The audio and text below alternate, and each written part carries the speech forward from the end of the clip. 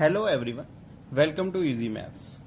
आज हम डिस्कस करेंगे कुछ डेफिनेशंस जिसके बेस पे आप आगे जो है एक्सरसाइजेस को समझ पाओगे। तो जैसे हमारे पास फर्स्ट है वेन डायग्राम। तो वेन डायग्राम क्या है? देखो, हमें हमारे पास जो है कई सेट्स हमारे पास अवेलेबल होते हैं जब, तो हम क्या करते हैं, उसको डायग्राम की फॉर्म में रिप्रेजेंट करते हैं। तो अगर हम यूनिवर्सल सेट को रेक्टेंगल से और कोई सेट जो है जो कि यूनिवर्सल सेट से ही निकले हैं उनको हम सर्कल से जो है रिप्रेजेंट करते हैं, तो उस टाइप के डायग्राम को हम बोलते हैं वेन डायग्राम। इसमें देखो, जैसे हमारे पास कुछ इन्फॉर्मेशन दी हुई है, काफ़ी सारे सेट्स दिए हैं, तो उसका हम वेन डायग्राम बना सकते हैं। या फिर वेन डायग्राम दिया हुआ है तो हम उससे इन्फॉर्मेशन निकाल सकते हैं कि वो सेट्स कौन से होंगे जिस पे वेन डायग्राम पे बात चल रही है। ठीक है, जैसे यहाँ पे आपके पास एक वेन डायग्राम दिया हुआ, क्योंकि यहाँ पे यूनिवर्सल सेट जो है उसको रेक्टेंगल से डिनोट किया है और उसके अंदर जो है सर्कल ए सेट, ठीक है, उसका मतलब सब सेट ही है, वो यूनिवर्सल सेट से ही निकला होगा कोई, है ना। तो यहाँ पे हमें क्या इन्फॉर्मेशन मिल रही है कि यूनिवर्सल सेट जो है हमारा कैपिटल यू, वो क्या है। देखो, सारे एलिमेंट्स जो होंगे वो यूनिवर्सल सेट में आएंगे। ठीक है, अगर आपको यूनिवर्सल सेट दिया है तो आपने इसको कैसे पढ़ना है, सेट लिखोगे, सारे एलिमेंट्स लिख दो, 1 2 3 4 5 6 7 8 9 10, सारे ही आ गए यहाँ से। ठीक है, तो 1 2 3 4 5 6 7 8 9 10, ठीक है, तो ये यूनिवर्सल सेट में आ गए ना, क्योंकि रेक्टेंगल में जो भी एलिमेंट्स आएंगे वो सारे यूनिवर्सल सेट में आएंगे। नेक्स्ट हमारा जो ए है, ए सेट में कौन से आएंगे, जो सर्कल के अंदर हैं। तो ए सेट में क्या आ गया, 2 4 6 8 10, 2 4 6 8 10, ठीक है जी।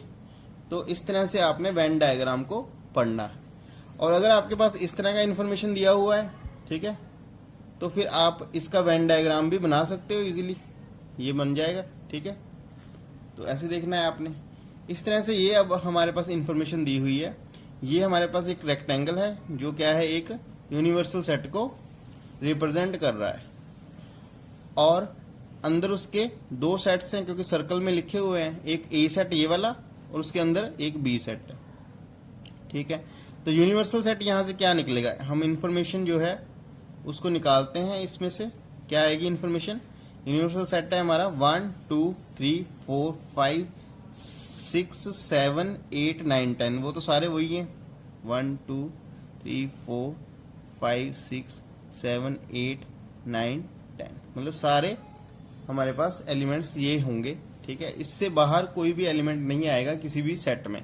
तो ए सेट में कौन से हैं, ए सेट बड़े वाला सेट है, मतलब इसमें तो सारे ही आ गए ना, बी वाले भी आ जाएंगे क्योंकि बी तो सारे का सारा ए में ही है।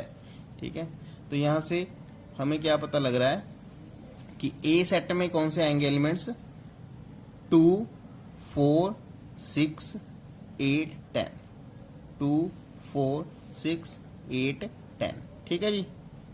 नेक्स्ट हमारा है बी सेट। ठीक है, बी सेट क्या आएगा हमारा, बी सेट आएगा, ये बी सेट लिखा हुआ है, ठीक है, ये बी सेट अंदर वाला है, ये हमारा है 4 और 6, इसमें सिर्फ 4 और 6 हैं। ठीक है, तो यहां से हमें क्लियरली ये भी पता लग रहा है कि बी जो है सबसेट है ए का, क्योंकि बी के सारे एलिमेंट्स 4 और 6 प्रेजेंट हैं ए सेट में, तो बी सबसेट है ए का। और उसको डायग्रामेटिकली कैसे दिखा पा रहे हैं हम कि बी जो है वो ए के अंदर लिखा हुआ है। ठीक है, तो मतलब इसको इस तरह से हम रिप्रेजेंट करेंगे। अगर सबसेट होता है कोई सेट, तो हम जिसका सबसेट है कोई सेट, उस सेट के अंदर लिखेंगे सबसेट वाला सेट। ठीक है, तो इस तरह से आपने पढ़ना है वेन डायग्राम को। नेक्स्ट है हमारा ऑपरेशंस ऑन सेट्स। जैसे हम नंबर्स में ऑपरेशंस लगाते हैं, प्लस माइनस डिवाइड मल्टीप्लाई, है ना, उसी तरह से जो है ऑपरेशंस होते हैं किसी दो सेट्स में, जैसे यूनियन है हमारा फर्स्ट ऑपरेशन, ठीक है। तो जैसे जैसे आएंगे आगे आगे हम उसके बारे में बात करेंगे कौन कौन से जो है ऑपरेशंस आएंगे। तो हमारा है जैसे union, let A and B any two sets. The union of A and B is a set which consist of all the elements of A and all the elements of B, the common elements being taken only once.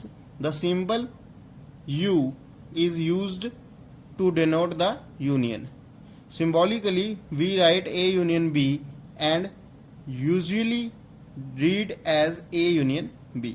ठीक है, मतलब A union B को हम इस तरह से लिखेंगे, ठीक है। ये भी एक सेट ही होगा, ओके। और पढ़ेंगे कैसे, A union B, ठीक है। और इसमें कौन से एलिमेंट्स आएंगे इस सेट में, जो ए में भी हैं और बी में भी हैं, और दोनों के कॉमन तो आने ही हैं, क्योंकि अगर ऐसा भी तो हो सकता है ना कि जो ए में है वो बी में कुछ एलिमेंट कॉमन भी हो, है ना, तो वो तो आ ही जाएंगे अपने आप ही, क्योंकि मैंने बोल दिया कि जो ए में भी हो और जो बी में भी हो वो दोनों ही इसमें आएंगे। और साथ में एक और कि कई बार जो एलिमेंट्स हैं सेम हो जाते हैं, तो उसमें हमने क्या करना है, क्योंकि ये सेट होगा एक, तो उसमें हम डिस्टिंक्ट ही लिखेंगे एलिमेंट्स को, ठीक है। ऐसे नहीं कि अगर मान लो ए में 2 4 पड़ा है तो बी में भी 2 4 पड़ा है, ठीक है, तो हम ऐसे नहीं लिखेंगे कि सेट बना के 2 4 लिख दिया, तो ऐसे नहीं लिखना, एक बार ही लिखना है, क्योंकि ये एक सेट है और सेट की डेफिनेशन कहती है कि डिस्टिंक्ट एलिमेंट्स के टाइप से ही आपने उसको फॉर्म करना है, ठीक है। आगे जैसे एग्जांपल है हमारे पास, ए सेट दिया हुआ है 2 4 6 8, बी सेट दिया है 6 8 10 12, हमने फाइंड करना है ए यूनियन बी।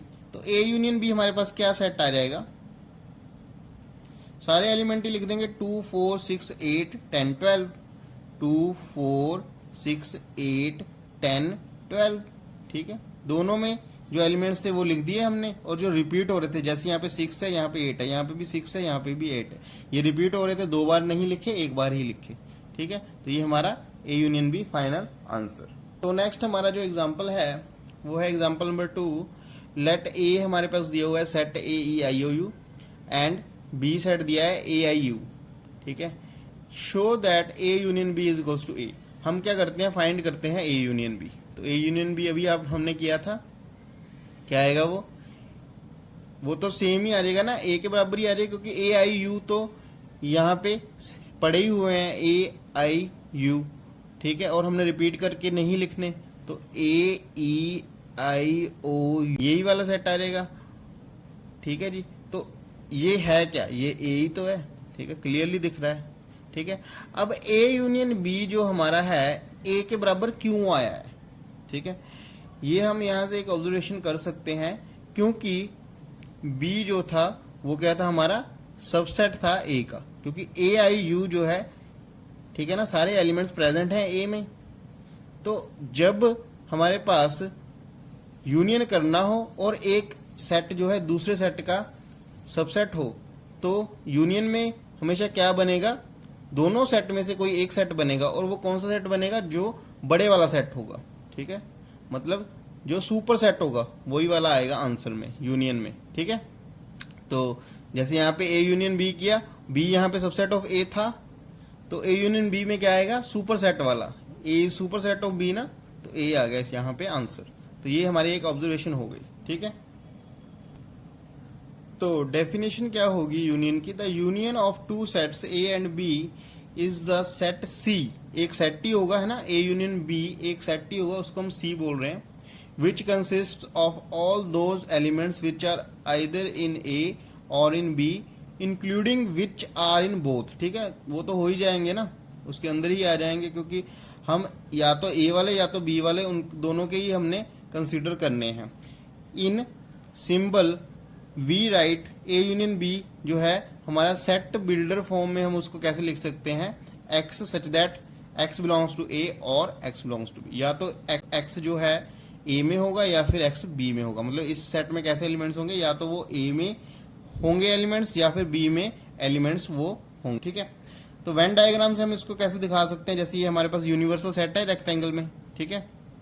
ये रेक्टेंगल में सारा यूनिवर्सल सेट है, उसके अंदर दो सेट पड़े थे ए और बी, उनमें कुछ कॉमन भी है, ठीक है, बट उनका जो ए यूनियन बी है वो क्या होगा, सारे एलिमेंट्स, ठीक है, तो उनको शेड कर दिया हमने, ठीक है। शेडेड पोर्शन हमें क्या बता रहा है, ए यूनियन बी सेट, ठीक है, ये ए सेट है, ये वाला सर्कल बी सेट है, और ए यूनियन बी क्या बता रहा है, ये शेडेड पोर्शन, ठीक है जी।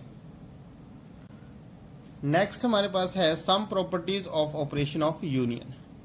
जैसे हमारे पास नंबर्स में प्लस की माइनस की प्रॉपर्टीज 1+2 करो चाहे 2+1 करो, ठीक है, एक ही बात है। वैसे ही हमारे पास यूनियन ऑफ सेट्स में भी प्रॉपर्टीज होती हैं। जैसे फर्स्ट प्रॉपर्टी है हमारी ए यूनियन बी हमेशा इक्वल होगा बी यूनियन ए, ठीक है, मतलब चाहे ए यूनियन बी कर लो चाहे बी यूनियन ए कर लो, क्लियर है ना ये तो, ठीक है, इसमें कोई जो है कंफ्यूजन नहीं होना चाहिए।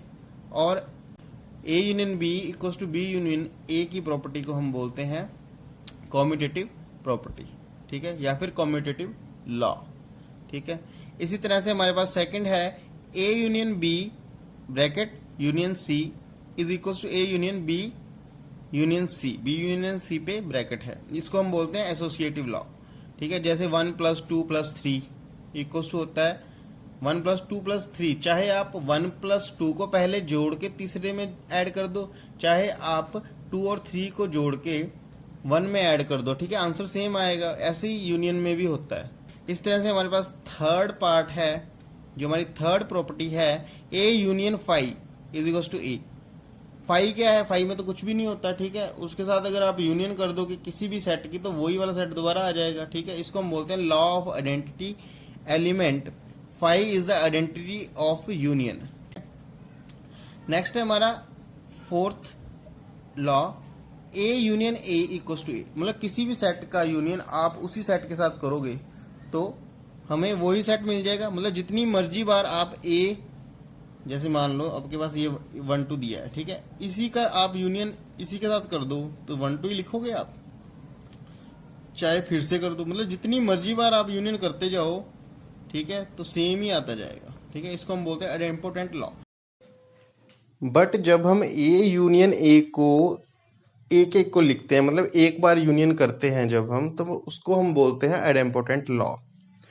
बट जब हम ए यूनियन ए कर रहे हैं तब भी तो सेम ही आ रहा है, बट एक्चुअली हो क्या रहा है, ए यूनियन ए हमारा ए ही बन जाता है, तो उससे क्या हो रहा है कि भी वहां पे दोबारा से आइडेम्पोटेंट लॉ लगते जा रहा है, ठीक है।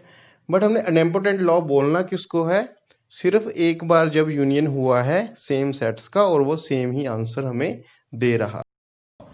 नेक्स्ट हमारा फिफ्थ लॉ है यूनिवर्सल सेट के साथ किसी भी सेट का यूनियन करोगे तो यूनिवर्सल सेट ही आने वाला है, क्योंकि यूनिवर्सल सेट से ही तो जो है दूसरा सेट निकला हुआ है, ठीक है, तो वो बड़ा सेट है तो यूनियन करने पे बड़े वाला सेट ही आएगा, ठीक है।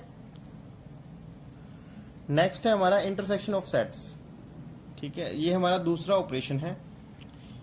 The intersection of sets A and B is the set of all elements which are common to both A and B. The symbol intersection ulta U, ठीक है, is used to denote the intersection. The intersection of two sets A and B is the set of all elements which belongs to both A and B. Symbolically we write A intersection B is equals to set X such that X belongs to A and X belongs to B. मतलब intersection of two sets A and B क्या होगा, एक सेट ही होगा हमारे पास जिसमें हम क्या डालेंगे, कौन से एलिमेंट्स डालेंगे जो ए और बी में दोनों में कॉमन एलिमेंट्स हैं, ठीक है, वही वाले हम डालेंगे। तो उसको हम इस तरह से लिख सकते हैं सेट बिल्डर फॉर्म में, कैसे A intersection B is equals to x such that जो ए में भी है एलिमेंट्स और जो बी में भी है दोनों, एंड आ गया यहाँ पे, ठीक है। यूनियन के केस में यहाँ पे क्या था, और था, ठीक है। नेक्स्ट है हमारा एग्जांपल, ए सेट दिया हुआ है 1 2 3 अप टू 10 तक, बी सेट 2 3 5 7, हमने फाइंड करना है A intersection B and show करना है इंटरसेक्शन बी जो है हमारा बी के इक्वल है। ए इंटरसेक्शन बी क्या होगा, देखो ए और बी में जो जो कॉमन होगा एलिमेंट्स, मतलब जो जो सेम दोनों में प्रेजेंट होगा, तो 2 यहाँ पे प्रेजेंट है, 2 3 3 5 5 7 7, तो यहाँ पे हमारे पास आ गया 2 3 5 7, बट ये किसके इक्वल है, ये तो हमारा बी के इक्वल है। ऐसा क्यों हुआ, हम ऑब्जर्व करते हैं क्यों हुआ ऐसा। क्योंकि यहाँ पे हमारा बी जो था वो सबसेट था ना ए का, 2 3 5 7 है ना, ये सारे एलिमेंट्स ए में पड़े हुए हैं 2 3 5 7, ठीक है। और इंटरसेक्शन लेने पे हमारे पास बी क्यों आया, क्योंकि इंटरसेक्शन लेने से जो है छोटे वाला सेट आता है, जो सबसेट होता है वही आता है, ठीक है। तो ये हमारी एक ऑब्जर्वेशन थी, ठीक है। नेक्स्ट हम इसको डेफिनेशन से लिख लेते हैं थोड़ा। नेक्स्ट हम डेफिनेशन से थोड़ा समझ लेते हैं इंटरसेक्शन को। The intersection of two sets A and B is the set of all those elements which belongs to both A and B, symbolically we write this. ये तो हमने पहले भी कर लिया था, ठीक है। ये मैथमेटिकली थोड़ी डेफिनेशन थी, ठीक है। ये आप समझ ही गए हो कि दोनों में जो प्रेजेंट हो एलिमेंट्स, बिलोंग्स लिखा है, ठीक है, belongs to both A and B, ठीक है। नेक्स्ट हमारे पास इसको हम वेन डायग्राम से कैसे शो कर सकते हैं। हमारे पास ये यूनिवर्सल सेट है, कोई ना कोई यूनिवर्सल सेट तो होती है ना, ठीक है। उसके अंदर कौन से सेट्स हैं, ए एंड बी, तो उनका इंटरसेक्शन पोर्शन कैसे हम दिखाएंगे, जो उनका कॉमन पार्ट है, ठीक है। यही है कॉमन पार्ट, ठीक है। ये वाला तो बाहर है ना, ठीक है। ये वाला जो पोर्शन है वो ए में नहीं है, ये वाला पोर्शन बी में नहीं है, बट दोनों में कौन सा है, ये वाला, ठीक है। तो ये शेड कर दिया हमने। ये शेड पोर्शन क्या शो कर रहा है वेन डायग्राम से, ए इंटरसेक्शन बी सेट को, ठीक है। नेक्स्ट है हमारा some properties of operations of intersection. जैसे यूनियन की प्रॉपर्टीज थी हमारे पास, उसी तरह से हमारे पास इंटरसेक्शन की भी प्रॉपर्टीज हैं। पहली property commutative property, A intersection B is equal to B intersection A. चाहे आप ए इंटरसेक्शन बी कर लो, चाहे आप बी इंटरसेक्शन ए कर लो, जो है हमारा जो सेट जो है वो सेम ही आएगा, ठीक है। ऐसे ही हमारे पास A intersection B bracket intersection C, मतलब चाहे आप किसी दो सेट का पहले इंटरसेक्शन करके तीसरे में कर दो, ठीक है, तो आंसर में फर्क नहीं पड़ेगा, मतलब ये क्या आएगा, फिर इसको हम क्या बोलते हैं, एसोसिएटिव लॉ। ऐसे ही हमारे पास थर्ड है, एम्प्टी सेट के साथ आप इंटरसेक्शन करोगे ए की, मतलब एम्प्टी सेट के साथ आप किसी भी सेट की इंटरसेक्शन करोगे तो वो एम्प्टी ही आएगा, ठीक होगी बात। ऐसे ही हमारे पास ये जो हमारा यूनिवर्सल सेट है, इंटरसेक्शन करोगे किसी सेट के साथ तो वही वाला सेट आ जाएगा जिसके साथ इंटरसेक्शन ली थी यूनिवर्सल सेट की। इसको हम बोलते हैं लॉ ऑफ एम्प्टी सेट, ये जो है फर्स्ट वाला, एंड दूसरा है लॉ ऑफ यूनिवर्सल सेट, ठीक है जी। ऐसे ही हमारे पास है फोर्थ लॉ, ए की इंटरसेक्शन ए से कर दोगे तो ए ही आएगा, ठीक है। इसको हम बोलते हैं आइडेम्पोटेंट लॉ। सेम थिंग, जैसे ए यूनियन ए किया था ए आया था, वैसे ए इंटरसेक्शन ए किया तो ए ही आएगा, तो आइडेम्पोटेंट लॉ बोलते हैं इसको। ऐसे ही हमारे पास है डिस्ट्रीब्यूटिव लॉ। क्या है डिस्ट्रीब्यूटिव लॉ, जैसे हम करते हैं ना 3 इंटू 2 प्लस 5, इसको हम कैसे ओपन करते हैं, 3 इंटू 2 प्लस 3 इंटू 5। इसी तरह से यहाँ पे जो है इंटरसेक्शन है, यहाँ पे यूनियन है ना, अलग अलग ऑपरेशन है, जैसे यहाँ पे मल्टीप्लाई यहाँ पे प्लस है, तो इस तरह से ये डिस्ट्रीब्यूट हो जाता है, ठीक है। तो A intersection B union A intersection C हो जाएगा, इसको हम बोलते हैं डिस्ट्रीब्यूटिव लॉ। और डिस्ट्रीब्यूटिव लॉ क्या बोलेंगे हम, इंटरसेक्शन डिस्ट्रीब्यूट हुई है ओवर यूनियन में, ठीक है। इंटरसेक्शन अंदर चले गई ना, डिस्ट्रीब्यूट होगी, दोनों में बंट गई है, ठीक है, ठीक होगी बात। Next is disjoint sets. Sets A and B are said to be disjoint sets if there is no element common to A and B. In this case, A intersection B is equals to empty set. मतलब disjoint sets हम किसको बोलेंगे, दो sets को हम disjoint set कब बोलेंगे, जब उनमें कुछ भी कॉमन ना हो, ठीक है। तो इस केस में क्या होगा, हमारे पास इंटरसेक्शन जो है दो सेट्स का क्या आ जाएगा, एक एम्प्टी सेट आ जाएगा, क्योंकि इंटरसेक्शन कोई ना कोई सेट तो आता ही है और इसमें कुछ भी कॉमन नहीं है, तो हमारे पास एम्प्टी सेट आएगा। हमें पता है कि ऐसा सेट कौन सा होता है जिसमें कुछ भी नहीं होता, एम्प्टी सेट होता है, ठीक है। बाय वेन डायग्राम से हम डिसजॉइंट सेट्स को कैसे शो कर सकते हैं, ये हमारा यूनिवर्सल सेट है।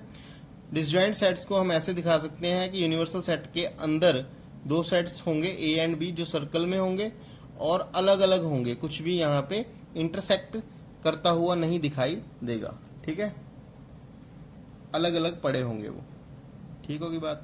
ऐसे हमारे पास आ गया एग्जांपल है हमारी, ए सेट दिया है 1 2, बी सेट दिया है 3 4। तो यहाँ से हमें क्लियरली पता लग रहा है कि ए और बी में कुछ भी एलिमेंट कॉमन नहीं है। इसका मतलब क्या हुआ, ये जो है डिसजॉइंट सेट्स हैं और इनका इंटरसेक्शन क्या आएगा, 5 के बराबर। Next is difference of sets. The difference of the sets A and B in this order is the set of elements which belongs to A but not to B. Symbolically we write A minus B and read as A minus B, and A minus B is equals to set builder form में X such that X belongs to A and X does not belongs to B. By Venn diagram से हम इसको इस तरह से show करते हैं। मतलब अब दो सेट्स का डिफरेंस क्या होगा, ए माइनस बी क्या होगा, हम क्या करेंगे, ए माइनस बी सेट में वो वाले एलिमेंट्स डालेंगे जो ए में हो बट ए के साथ जो कॉमन एलिमेंट्स बी के हैं वो ना हो। लिखने हमने ए के एलिमेंट्स हैं बट जो बी के साथ कॉमन आ रहे हैं ए के एलिमेंट्स वो हमने नहीं लिखने। तो लिखने हमने ए के एलिमेंट्स हैं, ठीक है, बट कॉमन वाले हमने नहीं लिखने, ठीक है। तो ये वाला शेड नहीं हुआ क्योंकि हमें पता है कॉमन पार्ट ये होता है, ठीक है। तो ये हमारा आ गया ए माइनस बी, ठीक होगी बात। इसी तरह से हमारे पास एग्जांपल है, ए सेट दिया है, बी सेट दिया है, फाइंड करना है ए माइनस बी और बी माइनस सी। ए माइनस बी क्या आएगा, पहले तो हमने लिखना है ए सेट, तो 1 2 3 4 5 6 तो आना ही आना है। साथ में हमने क्या करना है, अब चेक करना है कि कोई कॉमन तो नहीं था बी के साथ। तो जैसे कॉमन कौन से हैं, 2 4 6, ठीक है, 2 4 6 कॉमन है, तो इनको आप निकाल दो, लिखो ए के एलिमेंट्स 1 3 5, ठीक है। तो ए माइनस बी हमारा ये आ जाएगा। इसी तरह से हमारा बी माइनस ए क्या आएगा, बी सेट के एलिमेंट्स देख लो, 2 4 6 8, और कॉमन कौन से हैं, 6 कॉमन है, 2 भी कॉमन है, 4 भी कॉमन है, सिर्फ क्या आएगा, सिंगलटन सेट 8, ठीक है। तो ये हमारे आंसर हो जाएंगे, ठीक होगी बात। ये थी हमारी डेफिनेशंस।